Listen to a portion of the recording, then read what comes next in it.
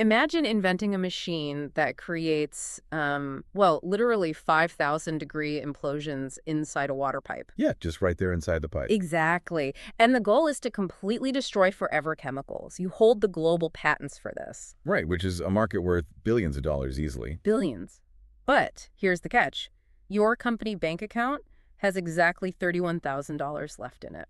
It is really the ultimate collision of world-changing intellectual property and just cold, hard accounting reality. It really is. So, welcome to today's deep dive. We are unpacking what I think is a fascinating case study in corporate finance for you today. We're looking at Cavitation Technologies, Inc., right? Yes, trading under the ticker CVAT. We've got a whole stack of SEC filings for this one. Yeah, they're 10Ks and 10Qs up through December 2025, plus press releases going all the way into April 2026. Right. And our mission for you today is to tear this recent buyout offer down to the studs. The $40 to $42 million all-cash offer. Exactly. From European Guarantee Services, or EGS, we want to look at the deal size, how they actually reached that valuation, and how an independent third party might estimate a fairness opinion based on their patents. And of course, the intense financial urgency that is basically driving every single decision this company makes right now. Because that cash crunch is wild. Nah. But let's start with the offer itself, the $40 million question. So EGS, they are a Luxembourg-based firm, right? They act for high net worth individuals and strategic capital partners. Okay. And they delivered this letter of intent on March 30, 2026. They basically want to acquire all issued and outstanding shares of CVAT. And it's partially owned subsidiary too, right? XYRA Corp. Yes, exactly. All of it for up to $42 million in cash. Right. Which the press release notes translates to roughly 13 cents per share on a fully diluted basis. Yeah, 13 cents. And just for anyone listening who doesn't, read merger docs for fun. Right, the jargon can get heavy. Yeah. Fully diluted basis just means the math assumes every single outstanding stock option, warrant, and convertible note has been cashed in for shares. It's basically the absolute maximum number of slices that this corporate pie could ever be cut into. Exactly. But here's the thing. Looking at their balance sheet, they are not generating multi-million-dollar revenues right now. Not at all. So how on earth do they justify a $40 million price tag? Well, think of it like a major music conglomerate buying a financially struggling indie record label. Okay, I like that analogy. Right. You aren't paying a massive premium because the label sold a few hundred CDs yesterday. You're buying the back catalog. Exactly. You are paying for the master rights to a catalog of historic hit songs because you know you can license those tracks to movies and commercials for the next 50 years. Ah, so EGS is buying the master rights to CVAT's technology. That's it. The valuation is entirely anchored to the future potential of their global patent portfolio. And they have a lot of them, right? Like 40-something patents. Over 40 patents issued domestically and internationally. And they are really centered around two crown jewels. The nanoreactor and the CNTP. Yeah, the cavitation non-thermal plasma technology. I have to say, reading through the patent descriptions in these filings, the mechanics sound almost like science fiction to me. It really does. But the underlying science is actually called hydrodynamic cavitation. Okay, break that down for us. So they force fluid through this specialized multi-stage device at incredibly high speeds. Just blasting it through the pipe. Right. And the physical geometry of that device creates these sudden, localized drops in hydrostatic pressure within the fluid. Okay, so the pressure suddenly plummets. Yes, and that pressure drop forms these tiny cavitation bubbles. But then those bubbles move into a high-pressure zone further down the pipe. And they pop. They don't just pop, they violently implode. Right, right. And the physics of that implosion is what actually drives the value here. Exactly. The implosion of these microscopic bubbles generates localized temperatures up to 5,000 degrees Celsius. That is basically the surface of the sun inside a water pipe. I mean, yeah. And localized pressures up to 1,000 atmospheres. Wow. So the release of all this immense energy activates the atoms and molecules within the fluid. It drives chemical reactions completely organically. So you don't even need to inject traditional chemical catalysts. Exactly. And when they combine this hydrodynamic cavitation with the non-thermal plasma, they create systems capable of doing incredible things. Like breaking down microcontaminants? Breaking down contaminants, eliminating bacteria and viruses, and reducing total dissolved solids in real time as the water just flows through the system. That is just wild. So EGS swoops in with this $40 million offer to essentially own that entire process. Yep. But looking at the letter of intent, there's a really strict requirement in there. CVAT's board has to obtain a fairness opinion. Right, from an independent financial advisor. Basically, an outside expert has to legally sign off that this price is fair to the current shareholders. Yes, it's standard but crucial. But how does a third-party evaluator actually put a theoretical price tag on a 5,000-degree bubble? Like, where do you even start the math on that? Well, they don't value the bubble itself, right? An independent advisor will likely build a valuation model by looking at how Cavitation Technologies has previously monetized its IP. Ah, okay. That makes sense. And the source documents actually provide a perfect benchmark from October 2024. The vegetable oil deal. Exactly. CVAT assigned a very specific, narrow slice of their patents, the ones exclusively related to vegetable oil refining. To that global company, Desmet. Yes, to Desmet. Yeah. Desmet had been licensing that specific tech for years, paying monthly advances. Right. But then CVAT just sold them that batch of patents outright for $880,000 in cash. So almost $1 million just for the vegetable oil application. Exactly. So the fairness opinion evaluator will use that 880 grand as a proxy. Okay, I see where this is going. Right. If a narrow application in just vegetable oil is worth nearly $1 million in hard cash, the evaluator then looks at the massive global sectors where CVAT retained their licenses. The worldwide exclusive royalty-free ones. Yes. Which includes water and wastewater processing. Because in August 2025, they signed an agreement with BMI Group. Specifically to tackle PFAS. The forever chemicals, and the implications there are staggering, honestly. They really are. I mean, the current traditional method for removing PFAS from municipal water relies on granular activated carbon. Carbon filters. Right. But carbon filters don't actually destroy the chemicals. They just act like a sponge. So they just trap the PFAS. Exactly. They trap it, which transfers the problem from the water supply to a highly toxic solid waste. Oh, man. So then you have to deal with the toxic waste. Right. It now has to be either incinerated or buried in a specialized landfill. It's a huge problem. But CVAT's technology destroys it. Yes.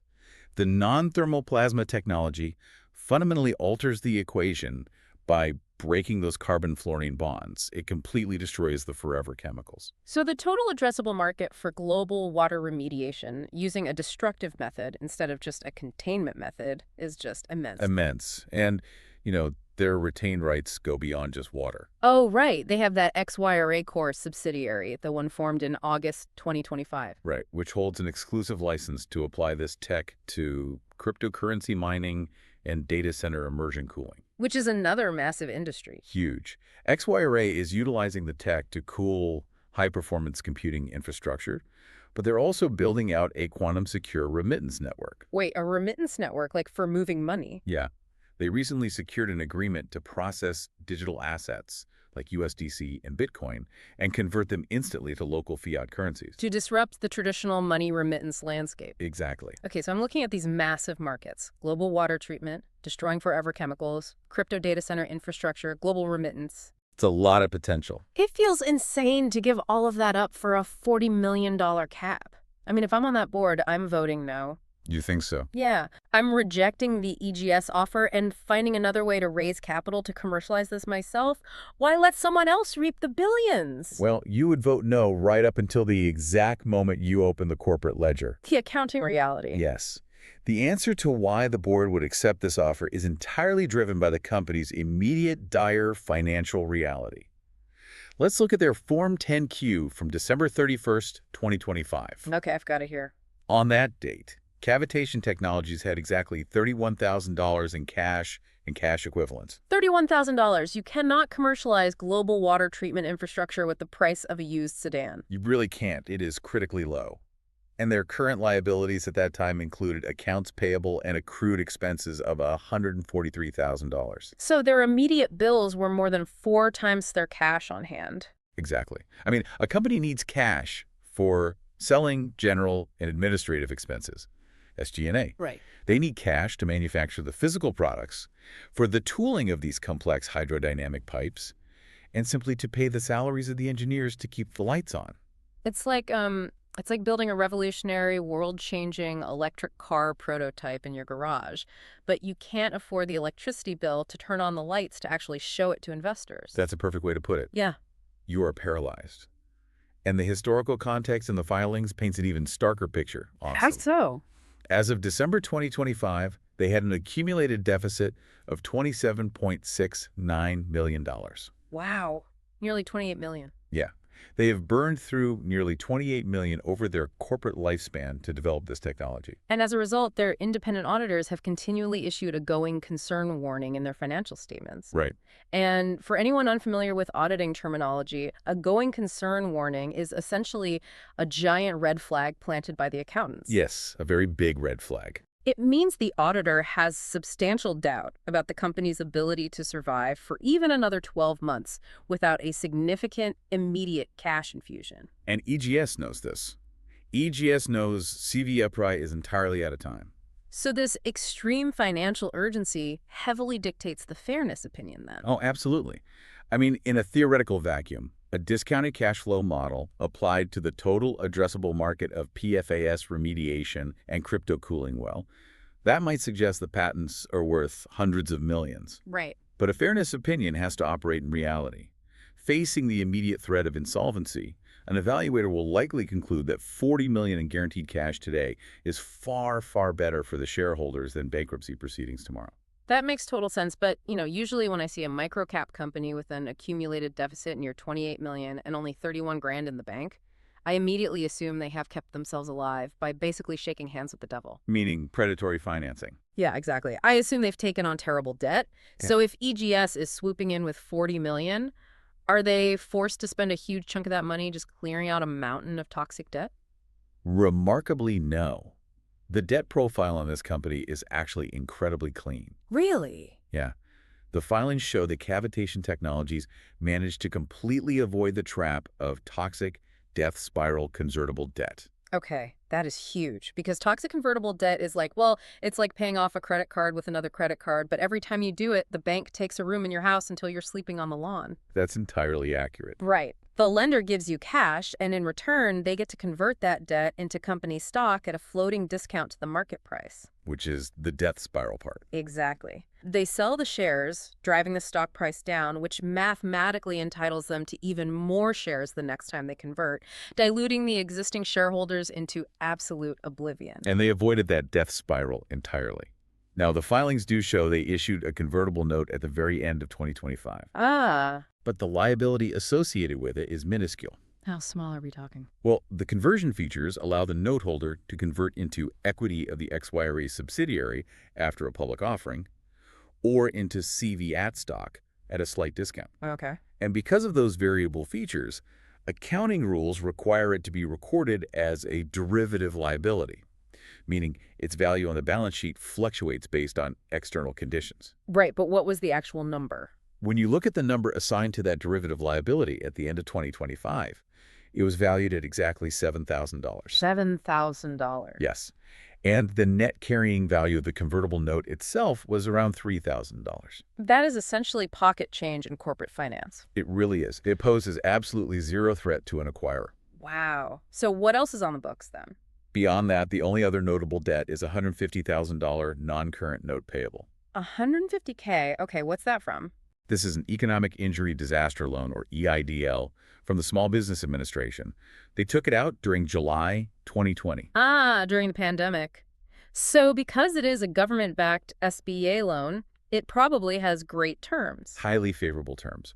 A 30-year maturity with a fixed interest rate of just 3.75%. That is basically free money in this rate environment. Exactly. So if EGS doesn't have to spend their $40 million cleaning up a mess of predatory lenders and toxic liabilities, that implies almost all of this cash flows straight down to the equity holders. That's exactly what it implies. So what does that actually look like for someone holding CVAT stock today? Let's break down the payout for you. Sure. So if the transaction clears due diligence, receives the formal fairness opinion we discussed, gets shareholder approval, and passes regulatory hurdles. Which is a lot of hoops, but assuming it happens. Right. Existing shareholders will receive approximately 13 cents per share in cash. Okay, so if you are listening to this right now and you hold CVS stock, you might be looking at this 13-cent offer and wondering if you are being robbed. Robbed of the future potential, yeah. Right. You're thinking about the future crypto mining profits or global water remediation revenues.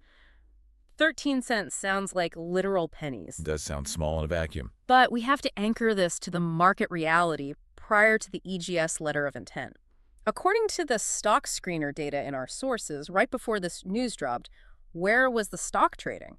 It was trading in the range of 3.4 to 3.7 cents. Let's just call it 3.5 cents. Right. So an offer of 13 cents on a stock trading at 3.5 cents represents nearly a 300% premium. A 300% overnight premium is just a massive win. It really is. I mean, if you bought in at 3 cents, you are walking away incredibly happy. It is a highly successful exit for a microcap stock that was, frankly, teetering on the edge of insolvency. It is an undeniable, immediate financial victory for current shareholders. There's no debating that. But there is a counter perspective here, too. Yeah, the counter perspective is that those shareholders are liquidating their claim to the future.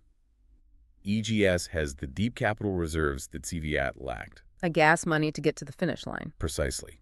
If EGS takes this unencumbered intellectual property, properly funds the manufacturing, and successfully deploys the PFAS water treatment and the crypto immersion cooling globally, Then what? then that 13 cents a share will look completely microscopic compared to the billions in future cash flows.